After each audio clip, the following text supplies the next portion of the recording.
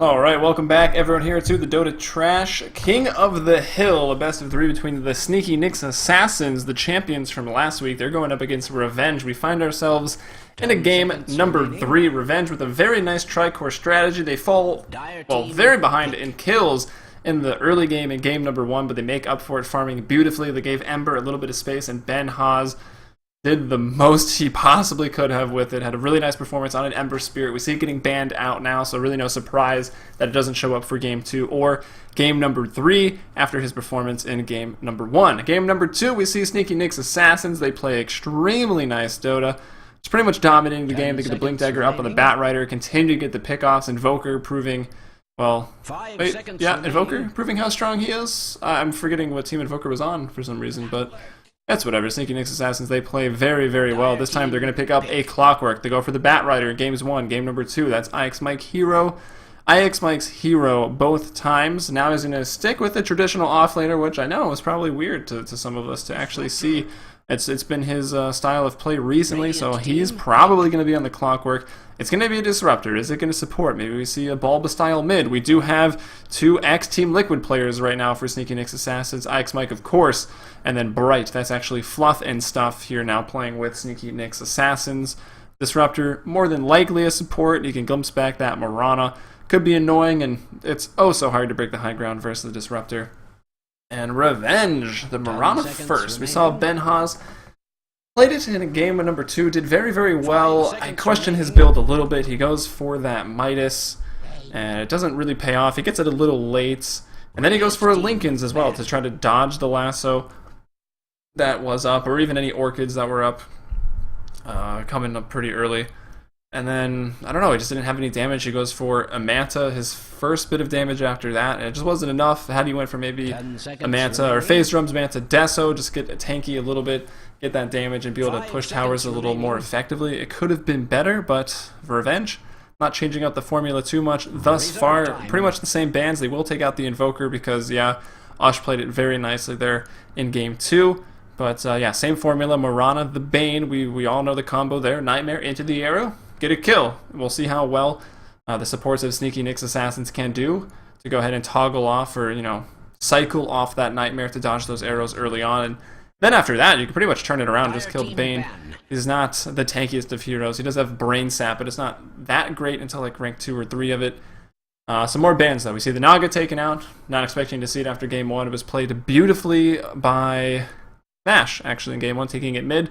Slightly Arteezy style there. Lycan has not been in any of these games thus far, banned out in every single one of them in the first phase, so we will see no Lycans, and it's going to be Solark picked up, actually, excuse me, banned out by Revenge third. Yet to see that hero tonight. I think it's received 1 ban, and as some of you might notice if you've been watching the whole night, I'm by myself now.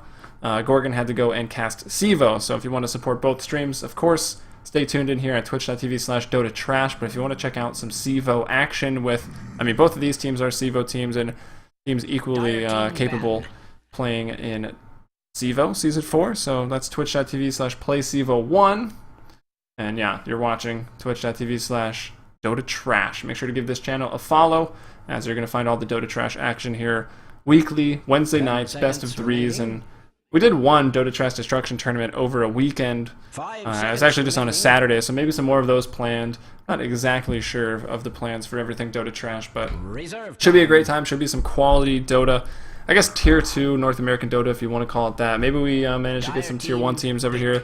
Maybe an Iquid? Close. Liquid EG rematch from the other nights can pop up on here. I don't know. Who knows?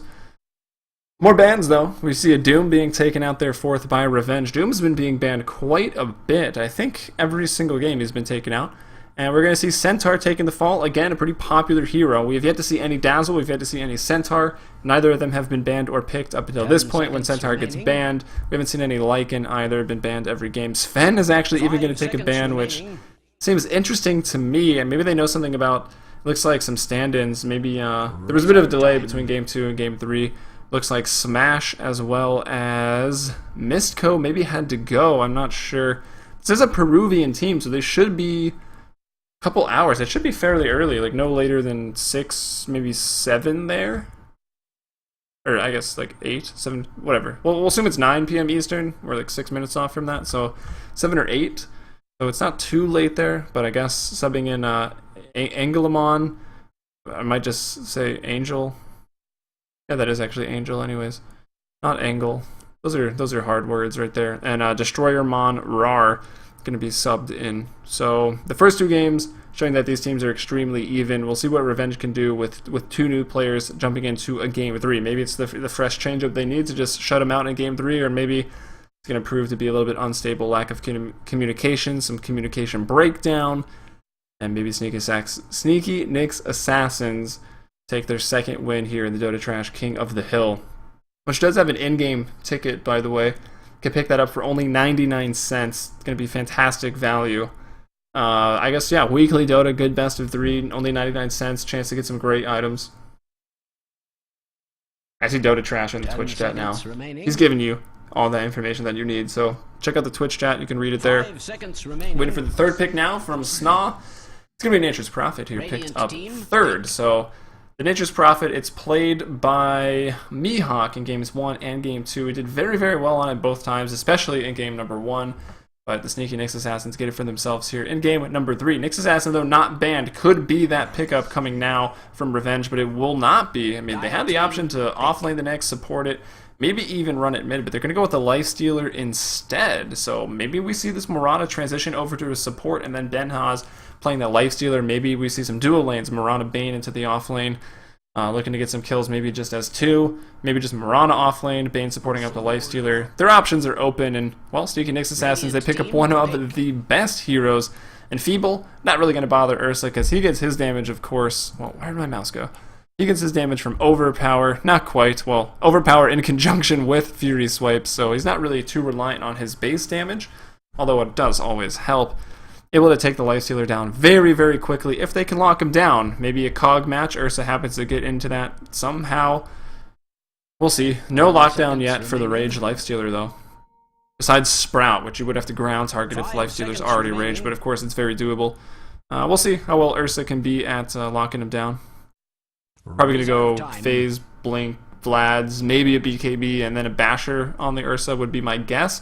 The other option, of course, which is quite popular, is just picking up a decently timed Sheepstick on the Ursa, one of the best items, because, like we just talked about, pretty independent of actual damage items because of the way Fury Swipes functions, along with Overpower, and Revenge now over to pick up their 4th hero.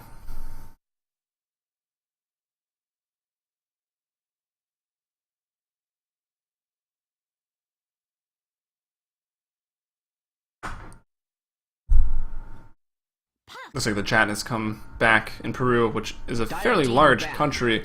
It's 8 p.m. I'm assuming it spans a couple time zones, but there you go. Puck, okay, that's going to be picked up. That's basically going to be the vessel, the transportation for the Lifestealer. The Lifestealer bomb is online, and unless you're picking up a vessel for a Lifestealer, I don't think there's really any reason to pick the hero anymore. He does seem easily countered. I mean, there's a lot of slow, it's popular these days. Whether it be the Dazzle, the Venomancer, the Viper coming out, Fiend's Grip can still shut him down. The Net from the Naga, who is again very popular, can shut him down. Lycan could just man fight him early on and win. Unless you've got this initiation, just boom, blow people up quickly and then take the ensuing team fight. I don't know if picking Lifestealer is worth it. They pick him 3rd, and they're going to pick up the Puck immediately after. So Revenge, they get the draft they're looking for. Probably have these heroes in mind from the beginning. None of them are going to get banned out because, well, none of them are that popular of bans these days because the hero pool is just so large for all these competitive teams. Puck, still pretty popular, I would say. And now Sneaky Nick's Assassin. They ban out the Treant Protector, not wanting anyone to be harder to kill than they need to be in Revenge. They're going to actually ban out the TA. Razor gets picked up here, so that's going to, well, it's going to hurt the Ursa a bit. In the sense that, well, Razor is just going to get a ton of damage to be able to kill him before the Fury Swipes start to add up and do a lot. And Rubik picked up 5th here by Sneaky Nick's Assassins. The other support along with Disruptor. Going to have the instant lift and, of course, can steal up the Fiend's Grip. And, well, Rubik steals Fiend's Grip. It's easy to steal. It's a channeling spell, and then you just turn around and use it on the Lifestealer game set match. See what Whitebeard Dota can do playing Rubik for the 2nd time tonight. Maybe even the 3rd time tonight, I believe.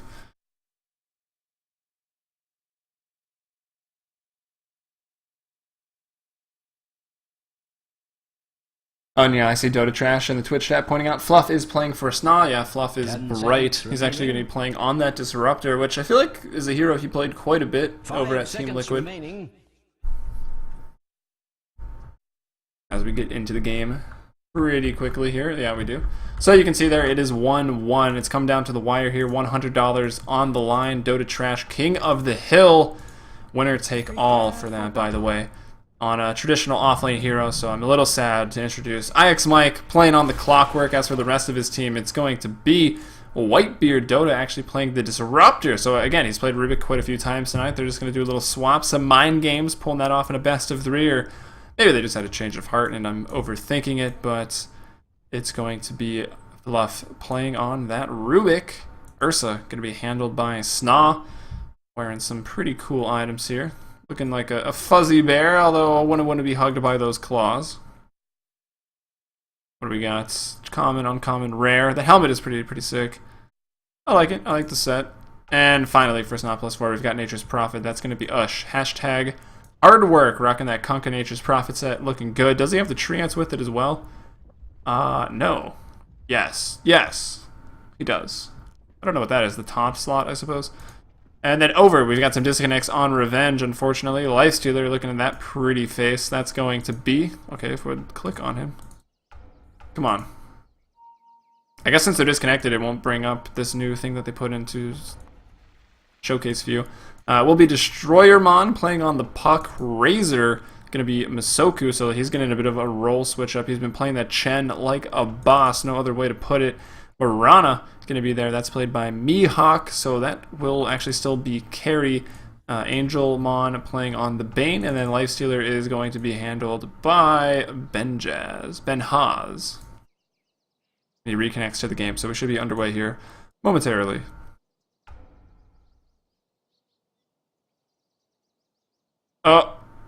We see the awkwardness. We see the awkwardness. They're trying to share one of those awards. They ended up placing one in the base, and I've been seeing this. What the hell? How do I get out of this? Save me. I've been seeing this time and time again. People screwing up and placing wards in their... Oh, that's the courier. Okay. Alright, we'll pretend that didn't happen. But, no, we could talk about it anyway. People have been screwing up a lot and just placing wards down in their own base. This really does look a lot like the ward when it's sitting still. It's got a bit more of an animation. But, I don't know. Curious. Very cool courier, though. Not sure where it puts the items, but whatever. Some artistic leeway there. As we see once again, the third time in a row, SNA+4 smoking up, looking to gather that intel in the jungle. IX Mike here leading the charge. Roshan, says Benhaz. Getting into that all chat, IX Mike properly answers no. He should have been like, yes, we're there. Masoku says they're coming. It's obviously a lie. He's sitting up top. So some all chat mind games coming out. The Bonsai Co. Gonna go spawn up and reveal Angelmon, waiting for the top rune. Not really going to do anything. It's the intel that I guess they were looking for as they group in the jungle. So they do know that Bane's going to be top, and I guess they can expect the aggressive tri-lane. Is Masoku supporting on a Razor? I mean, we're looking over at Mihawk. He's got the Ring of Protection, the standard build for when Marana is looking to be the farming hero, as Masoku goes for the static link. I mean, we'll see. This could be interesting. If this lane just happens to dominate, it'll work out. But if they start falling behind, I'm a little worried that Razor isn't going to be able to farm. Puck obviously needs the farm from the mid lane. Lifestealer needs it in the bottom lane. So it's going to be either it's got to be Razor supporting. I mean, he's got so much regen. There's really no reason unless they want a quick bass on Marana. Then Marana goes to being a support. Well, only time will tell. It's actually going to be Nature's Prophet into the mid lane, something we've been seeing more often lately. It's interesting. I mean, he could be anywhere on the map. He can room control. He can be really annoying with his treants in the mid lane to the enemy hero, or he can just set them up, scout, and make himself pretty hard to gank because he's got the positioning, and he can just back off and TP back to base if he's feeling the heat, or he can even TP to another lane. Once those supports have rotated middle, if he sees him with the treants, he just TPs top or bottom and starts pushing towers. And yeah, it could be a very good hero to put in the mid lane. I mean, sometimes a little awkward, I guess. Not the strongest laner. Not really the most guaranteed escape either. Mike is going to catch out Angelmon a little bit. Whitebeard going to go ahead and cycle off the Nightmare, trying to get as much damage as possible. It will be a duo lane. Whitebeard, IX Mike. Looking in the bottom, it's also, of course, going to be a duo lane. We've got Fluff and stuff in SNA. Fluff gets a lift. I mean, Benhouse could die pretty quickly, and that answers the question. Masoku will be supporting, and it's kind of like they just picked the Razor so it wouldn't be picked up against their Lifestealer, like, I don't know, because obviously this Nature's Prophet could have just been a Razor in the mid lane or something like that. I guess they picked Rubik last. First blood on the top lane, though, before we miss it. Let's see if they can't get it. Ix Mike is probably going to kill the Bane here for the first blood, and yes, he will. Actually, Whitebeard is going to pick it up once more. Will he go down with the rebuttal kill? One more attack. He's going to get through the trees, out of vision. Nicely done. Eating some more. Mihawk can't find him. All the trees are disappearing. He's going to get stunned up. No, he attacks out. Does get the kill, so he trades that, picks up the XP, but it will be Ush picking up the kill on Morana there. And in the bottom lane, yeah, no aggression really. Rubik not doing too much damage to Ben has. He's got a Feast, he's got a Stout Shield, he's okay. And yeah, mid lane, Whitebeard Dota gonna go ahead and clean up that regen rune in the bottom lane. And I guess, I mean, everyone's, well, bottom lane, we've got a static link going off. He's taking a whopping 14 damage. Arrow comes through, it's not going to land on anybody. It looks like Fluff and stuff is going to go down, but Snot turns this around, gets a kill. No open wounds. Out of mana, actually, and it's on cooldown. He'd already used it, so Snot is going to be okay. And Disruptor, Whitebeard rotating down there into the bottom lane. And I just wanted to point out, I mean, everyone's got their Twitters up right now. Ush. Of course, we know where we can find Ix, Mike, and Fluff, but Ush, Snot, and Whitebeard, all these guys on Twitter. Make sure to follow them, support them up. There's also, you can follow Revenge Esports, at RVG Esports, I think is their Twitter, to keep posted on that. Those great professional Peruvians. They're very fun to watch. Definitely an up-and-coming team. I mean, they were taking sets off of Liquid the other day. I mean, you can argue Liquid is in a bit of a state right now, but I don't know, man. They've been putting up some good performances in the Dream League and Starladder the last couple days. So maybe they're back. I don't know. Demon, we'll see what Demon decides to do. Join that team or not. Seems to be a pretty good fit. Or Snaking. I think they've been using him as their other stand-in. Well, we'll see. It's slightly relevant. I mean, we've got Mike and Fluff playing for SNA+4 right now. I'm sure they're curious as well. Well, time to check out the farm. Benhaz is going to head top. Musical lanes right now. Masoku's made his... He started in the top lane, went bottom. Got 1 assist and 1 death. Now he's back up top. Here comes Nature's Prophet. Mike there. He needs to throw these cogs. He will. It's going to block out everything. They're going to have to loop around, but not going to be in time. Mike, no boots yet. He is, what, 8 and 2 on the CS charts. Level 4, so not a whole lot there. Bot turns into a tri-lane disruptor now down here. Oh, look at this. Snog going to rotate into the top lane again. Really wants this matchup against a Lifestealer. Ursa's just so good against other melee heroes that don't really have that much burst. Anytime he walks in, Fury swipes. That debuff placer lasts for 15 seconds, so if you get a couple of those, you pretty much have to back off. It's a little bit like Napalm in that sense, but it doesn't slow you down. Demon, or Destroyer Raw Mon in the mid lane on the puck, and a little bit of trouble. Ix Mike rotating around, having his presence felt pretty early and still doing a good job at getting XP. It's 4 minutes and he's about to ding over to level 5. Working on controlling the runes too. He picked up a bottle, that's why he doesn't have any boots at the moment, and well, there's that invis. Gonna save it for later, or to go a little crazy and just get out of dodge with it.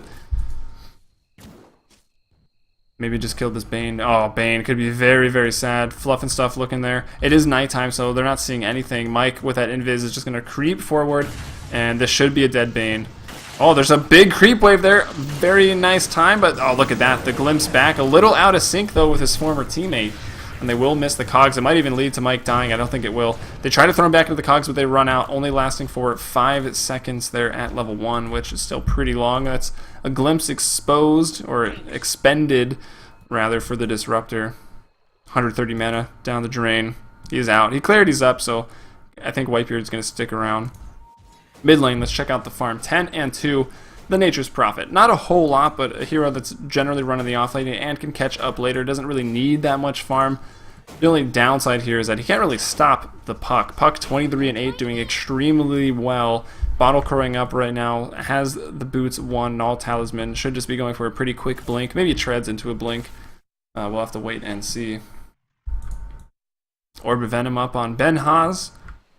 Being able to kite. If they can turn it anything around onto Sna. Oh, I see Murata. Are you dying? You are dying in the bottom lane. Those 3 heroes gonna get you.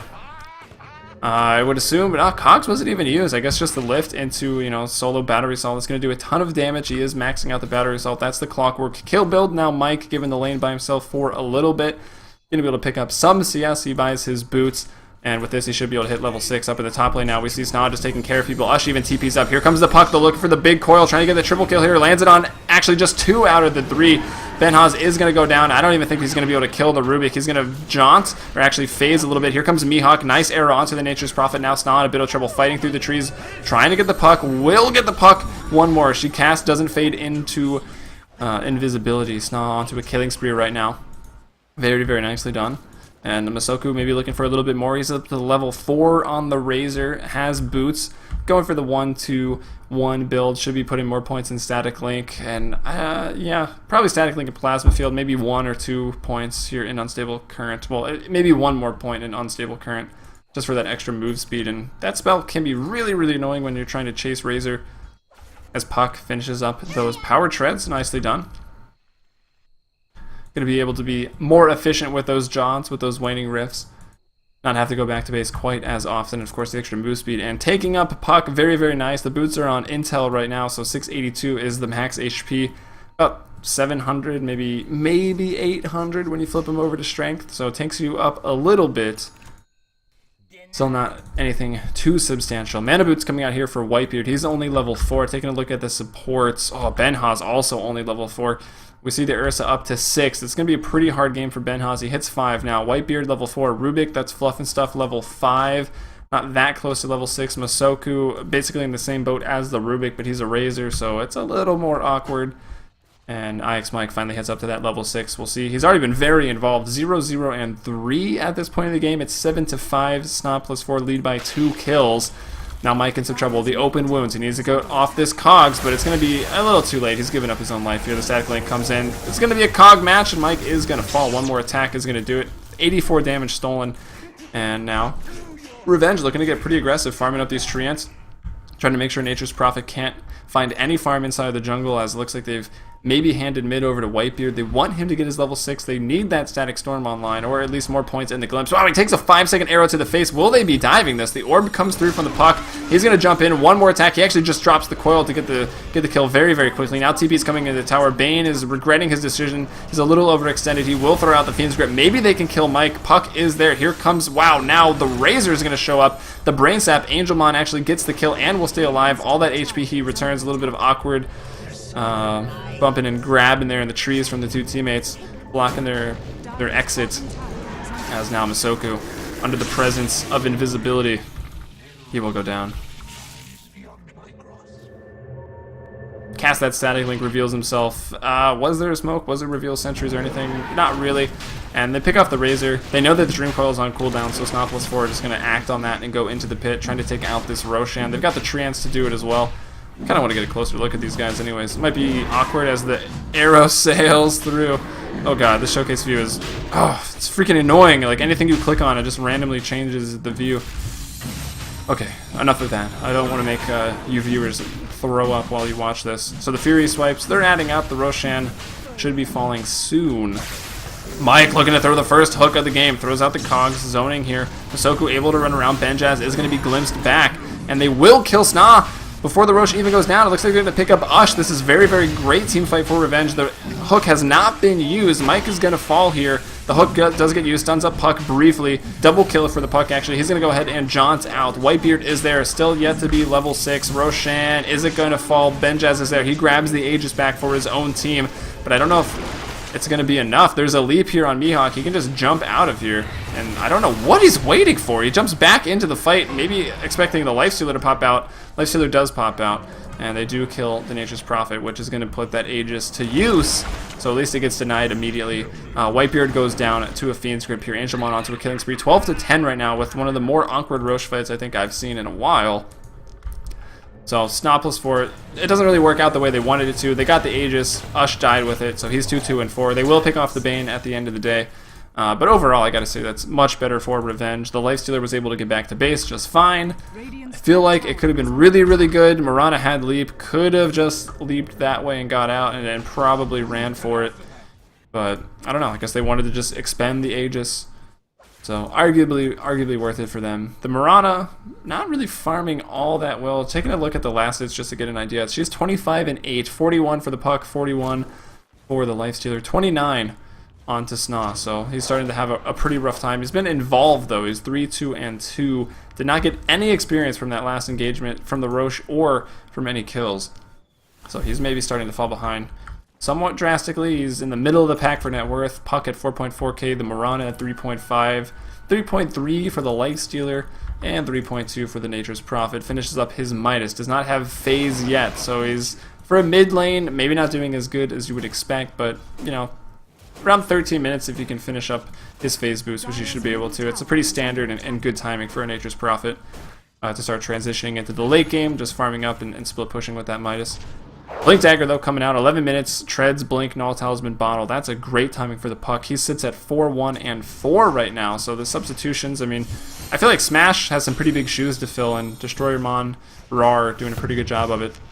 D-Ward in the mid lane from Angel with that sentry they drop to help out with the push. This tower, you don't want to put it in deny range, but another creep wave not too far off, so this tower in the mid should be going down. Maybe they fight for the deny. Disruptor and Nature's Prophet are fairly close by as SNA goes up in the top lane trying to get some more farm, and, well, he's only got a Ring of Bass, which could explain why that Roshan took a while and was a little sketchy. Why SNA even happened to die during that, where normally Ursa's the Roche Destroyer. Now Angel is going to be in some trouble. The static link is going to go down. Can they glimpse one more back? They can. It's unfortunate. They do use the ultimate for that, but, I mean, it's still a kill for Fluff.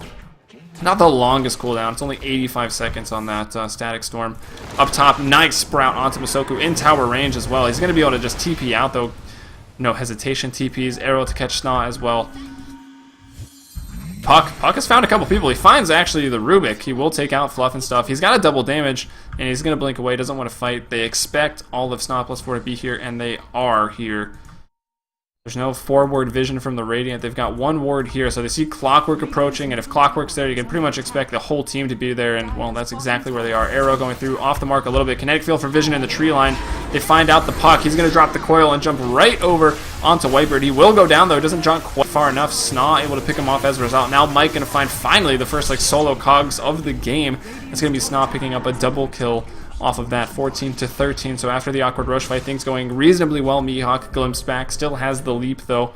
We're now smoked up behind this is Bane, looking to throw out a Fiend's Grip. Pick up another kill for Mihawk, 3-3-5. Bane 3-3-1. A lot of kills this game. Got 27 kills in just 13 minutes. It's like more than 2 kills a minute at the moment. So we see if we can keep up that pace. I think that's a lot to live up to, but the graphs, we find ourselves a similar state as Game 1. The top 3 cores leading the way for Revenge and Net Worth. The Puck, the Marana, and the Lifestealer all doing extremely well. The graphs overall, it's only 2,000 advantage, 3,000 advantage in XP for Revenge. Mike going to catch an arrow and a Fiend's Grip to the face, and he will go down. Mihawk picks up another kill, 4-3-5. The drums, nice item for the Lifestealer, and great for the team fight coming out as he will kill Fluff and Stuff there on the Rubik. SNA is going to turn this around onto Masoku, though maybe... Yeah, there he gets it. That, you know, the classic slightly ranged Ursa attack that we see so much of. He will bring down the Razor.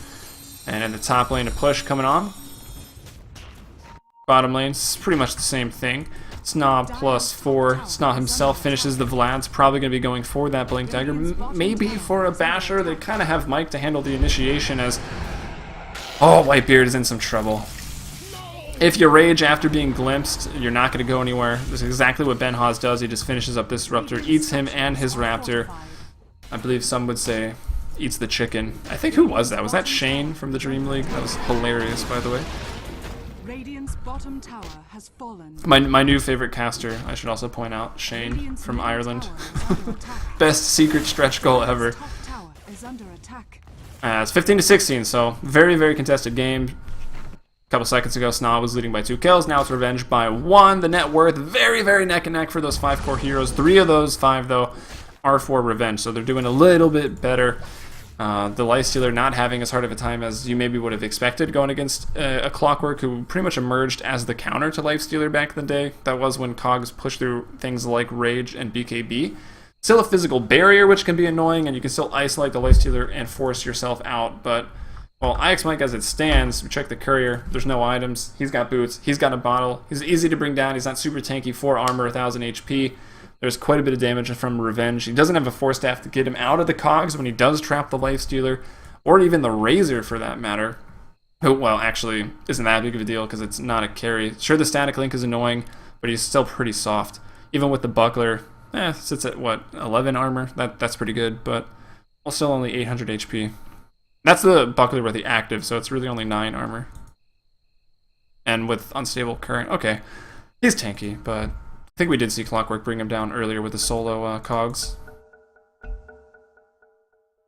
Nature's Prophet reverting back to old. It's just not going to upgrade the boots into anything. Goes minus. Now he's looking for a Shadow Blade. This will be the 3rd Shadow Blade Nature's Prophet we've seen tonight. Looks like the Necro build starting to lose some of its popularity. There's the armored up Razor we were talking a little bit about. The hook was used for that. They're going to get the Bane. I do hate playing Bane against the Clockwork. You just can't do anything. Mihawk feeling aggressive here, running into 3. Does have Moonlight Shadows. We check out the items. There is dust on the Rubik. He did already use it, and right back into the kinetic field and the static storm. Mihawk should be going down here. Do they have anything else for him? He will live through that. He's got a wand charge. He can bottle up. Actually, Puck picking up a double kill on the side of things. Mihawk will finally go down. Mike with a nice set of cogs, making Benhaz his life a little more difficult, but Puck, as well as the Lifestealer, still here. They can even infest bomb something if they want to continue going with this Blink Dagger up on the Puck. It's a triple kill for the Puck, as he brings down literally everybody. He brings the Disruptor down, the Rubik, and of course killing the Nature's Prophet, further delaying that Shadow Blade. Up top, a bit of our own engagement. SNA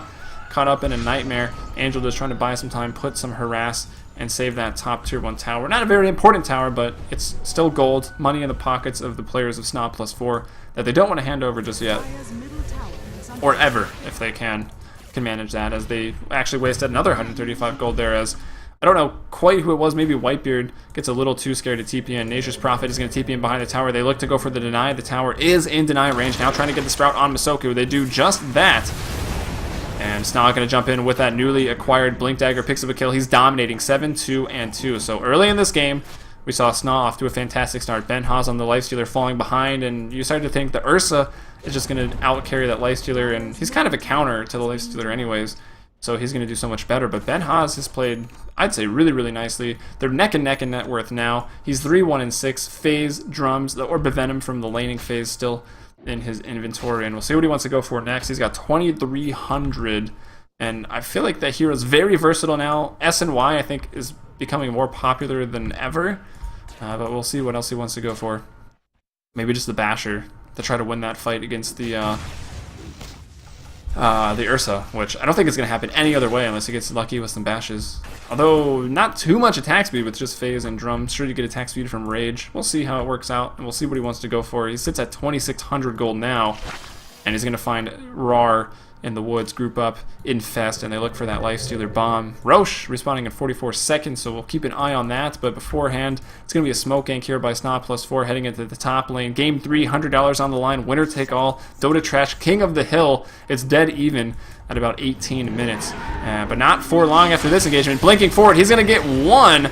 And I think Puck's going to be able to get out of there. Benhaz maybe as well. The hook in, nicely done. Cog's going to push the Razor, and it's going to lock in Benhaz. They will bring him down. Arrow coming through, but he blinks over onto the Puck. Puck's still going to live. Razor still alive. SNA needs one more hit. He can't get it. The Fiend's Grip from Angel on the backside of that. SNA lose 2 there. It's a buyback, actually, for the Lifestealer. A double kill here for the Bane as he picks off the Rubik. That's Fluff and Stuff taking the fall, 22-20. So the smoke used up from SNA. They're expected to get the jump. Even the hook used on the Clockwork, and they don't trade favorably in this engagement. IX Mike still might even go down. They've got the double Starfall coming out. It should land. It doesn't land. He gets out of range, and he will live as a result of that nice glimpse back here by a Whitebeard on that Disruptor.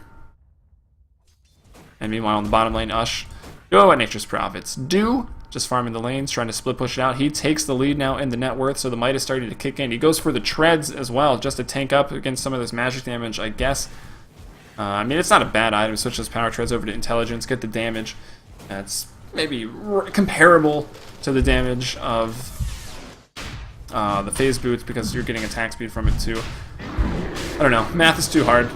Ooh, I like the death animation on this treant. The little ball falls out. Or whatever that is. I have no idea.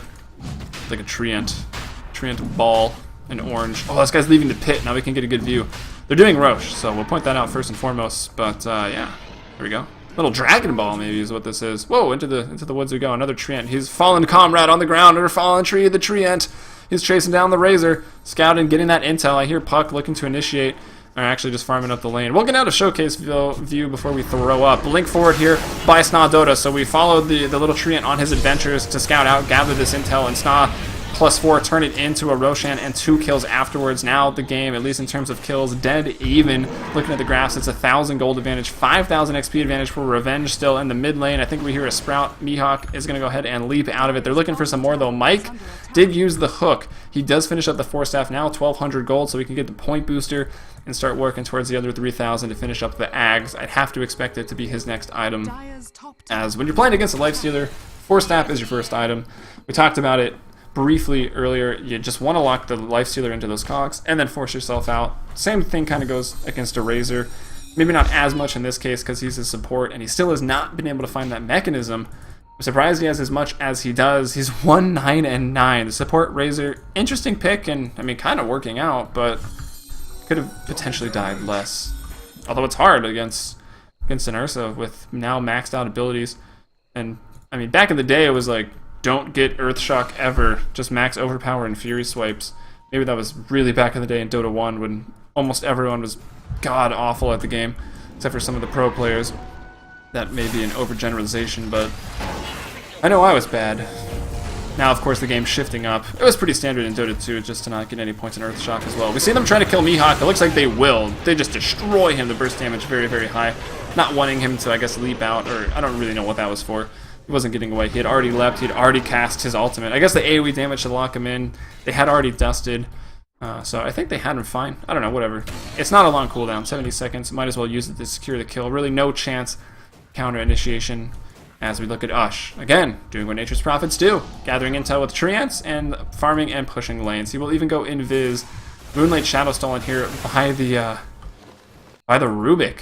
So that's Fluff and stuff stealing Moonlight Shadows. They look to initiate on the tower. It never saw it coming. Will be fortified, and they're moving into defended Puck.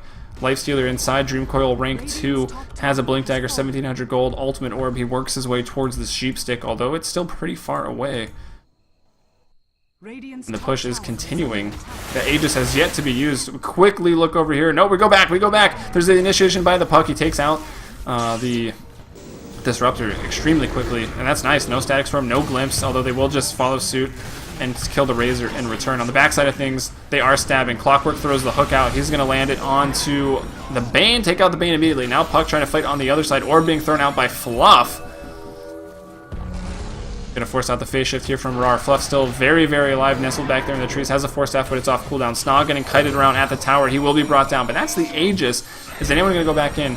Fluff tries to orb out of the trees. Here comes Ush with the Sprout, and he's actually just going to right-click down Mihawk. Mihawk lives a little bit longer because of the wand charge. Can they kill anyone else? Ben Haas has no infest. They might be able to turn it around. He does go straight for the Basher, by the way. We did mention that a little earlier. It's now trying to just run out of there. Going to be 4-staffed here by Fluff. Nicely done. Fluff is going to orb out, making the plays, and he will TP. Has the mana for Arrow, searching for somebody else. It will hit the Nature's Prophet. He's invis, so I think he's going to be okay. Are they carrying dust? They're not. They know exactly where he is. His invisibility runs out. The nerf showing the nerf to the Shadow Blade, showing the weaknesses there, but I think that works out anyways. Nature's Prophet goes down. He's a pretty expendable hero. He can die. It's whatever. And Snaw's going to pick up another kill. 12, 3, and 5 right now. Playing this Ursa exceptionally well. Now goes for the BKB, so that's the build we did expect from the start here. The Blink, the Vlads, the BKB, and the phase. After this, I would say he's going to go for a Basher into an Abyssal Blade just to help lock down this Lifestealer, because we saw him getting kited around a little bit there. SNA+4 did kind of dive that tier 2 tower, and I think they made out okay. They find themselves 2 kills ahead after that. Make it 3 now as they pick off the Razor in the middle lane with just 2 supports, but keep in mind, if you are just joining us, that Razor is a support. Now Mike gonna hook forward onto Angelmon, and this is gonna be Bane taking a fall. And this is why it sucks to play Bane versus Clockwork, because normally you can just Nightmare people and get away, but you Nightmare yourself, and, well, it doesn't really matter. Clockwork can just take you out of it with Battery Assault. You Nightmare the Clockwork, it doesn't matter if you're locked in the cogs, you're still going to be taking the damage from Battery Assault, so you die either way. It's not really that fun. And your cast animations are long. You can't really get off Fiend's Grip. Fiend's Grip would be cancelled. Same thing with Brain Sap. You just can't really cast it. As we see a 4-man coil, actually make it 3-man coil from the Puck, but that's a defensive coil to live. He's got the haste rune, so he's really trying to extend this play. His teammates are in no position to come in and help, so he's going to have to back off. That's Ben has farming at the tower, another 2,000 gold. He might just be rushing that Basher, and he's going to have it a lot quicker than SNA here, who does have a BKB, but that's not going to help too much against the Basher. And then a potential Abyssal Blade coming out after that. We've got the Point Booster, Ogre Club, 900 gold. So 1100 gold away from finishing the Ag. Still on Boots 1, but who really cares? It doesn't really matter that much when you've got a Force and an Ags. You're pretty mobile. Checking out the graphs. We'll watch Nature's Prophet farm. That's what he does. We've mentioned that a couple times. 5,000 gold advantage now for SNA+4. They lead for the first time since like the 5-minute mark. And same thing, taking over XP, 2,500 ahead. Still a very, very close game. They're pulling ahead more than I think anyone has this game. 4 kills in favor for them. 29-25. Revenge trails. Masoku about to die for the 12th time. Going to set back into KOTH's Fable. Takes him out. Mike hooks over onto the Bane. Here comes Ush TPing off of that top lane. And he's going to get that kill, poking him with the staff. Nature's Prophet picks up a kill. 4, 4, and 13. Who has the most kills? Okay, obviously SNA at 12, 3, and 5. 9, 2, and 6 for the Puck. He's been playing fantastic, doing a great job making up for the absence of Smash here in game number 3. 9 and 6 for Fluff, and then 6 and 7 for Mihawk. Lots of kills this game. Not so much for the Razor, unfortunately. Lots of deaths, though. 1, 12, and 9. 2, 7, and 11 for Whitebeard. So maybe we'll go 2, 7, 11 after this. I don't know, I had to do it. I haven't had a Slurpee in a really, really long time. And now I really want one. Alright, base defense. I mean, just really a lack of that much push right now after just getting all those pickoffs using their ultimates. Mike is going to drop here. It looks like that's a Lifestealer bomb coming out. Indeed it was. So Lifestealer, the Puck team up one more time. And they will take out the Clockwork, who is now only 450 gold away. Make it 250 gold as soon as Ush finishes this tower out in the bottom lane. He's destroying it, and this is without a Deso. He goes Treads, Midas, Orchid into a Shadow Blade, the build we've seen, what, like 3 times in a row tonight? Maybe he goes for a Desolator next, but then you're pretty Glass Cannon. We could see a BKB, but I'm just expecting a Sheep Stick. They need some more lockdown for this Puck. This instant lift and the silence is going to be enough, though. He goes down. That glimpse could have potentially saved the Puck's life. Whitebeard, maybe panicking a little bit, just spamming out some abilities. Maybe a little unfamiliar with the Disruptor, but for the most part, he's done well. As now they look to push into the base. Roshan has not yet respawned. The Aegis was used up a little while ago. Oh my god. Alright, so like 15 minutes into this game, Razor almost had a mech. It's still not finished about 10, 12 minutes later, so he's been very unfortunate. He hadn't taken very many deaths, and then since then he's died like 8 times. As they do force a buyback out of the Puck, so they forced the buyback. They did not force a Glyph, but the buyback is enough. They will back off and play cautious, wait for that next Roche, just continue to farm up because SNA+4, they're sensing the win here. I mean, it's still anyone's game at this point, but they're really starting to take the first real lead of this game, about 10,000 gold, 5,000 XP, 32-26. The Aghanim Scepter now coming out for the Clockwork. That's going to really help to chase this Puck. Can only assume with this 4,400 gold that Ush, #hardwork, is going to be going for the Sheep Stick next, as, well, that Rocket proving its worth these days with the random Roshan spawn. They scouted out immediately, head straight to the pit. Revenge really have no idea. And yeah, that's going to be a free Roche over to, of course, SNA+4 on the Dire. This is the 3rd Roche that's going to be dropping that cheese, and, well, this is what SNA+4 needed to go ahead and break that high ground. Well, maybe they didn't even need it, but it's definitely going to help secure it. It's playing safe, playing for the win, as Rar, a little awkward, doesn't quite get over to the high ground. Hopefully it doesn't get him killed. Actually, it's going to get somebody else killed. Masoku just a little out of position, taking his 13th death, the luckiest death of them all. And it's going to be, wow, Fluff, get more kills, 10, 6, and 11 here on this Rubik. What does he have? Blank Force Gem, and to give Rubik the cheese. He's got the gem, so he's going to get that D ward. Nice aggressive ward into the base here from SNA+4. Mike looking to push those hooks. Put those hooks on some heroes every 12 seconds. Going to be a ton of stuns for the team. And yeah, it is going to be the Sheep Stick. Nature's Prophet can finish it. He buys it at the secret shop, I believe. Yep, he finishes it up, has 900 gold to spare. Now Ush, or SNA, excuse me. Aegis, BKB, has he even used it? 10-second BKB charge on his person. Some more D-wards. Mike gonna hit a hook on the backside. I think SNA's gonna jump forward. There still could be a Fiend's Grip, but it's not really worth it with Ix. Mike standing there with the battery assault. He retreats back into his cogs, buying quite a bit of time. They do last 8 seconds. Now SNA getting pretty low. It's okay if he dies. They do manage to kill the Puck, who does not have buyback right now. Good static storm onto two of them. Ben Haas is going to drop. Should drop. He does. Mirana able to pick off IX Mike. Going to get glimpsed a couple inches. SNA with the double kill right now. They're going to jump forward. Mihawk with a double starfall will kill off the Ursa, but he just respawns, and this is going to be the Rax going down. Treants are spawned up. It might even be more than this. Mirana finishes up a Desolator, though. Looking to defend with the Phase, Yasha, Deso. Kind of the build I would have liked to have seen on the Mirana in Game 2. Bottom Rax goes down. All the outer towers have already been claimed. No one with a buyback clearly, or they would have already done it. And that's going to be SNA+4. Probably taking the game here, but definitely taking the middle set of Rax. Revenge not wanting to call it yet. They're going to play until the very, very end.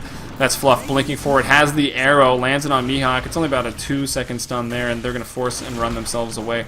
The cheese is still online. They can hand that to the Ursa if they want to. Instead, Ursa's just going to go to the tier 4 towers, dive on that Bane, get the kill.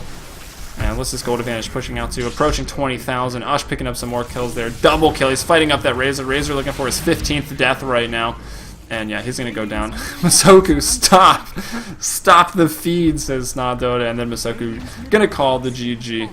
Oh, he just means stop taking all his damage. Now I'm awkwardly flaming. It's okay, it's okay. Sometimes you die a lot. It happens to all of us.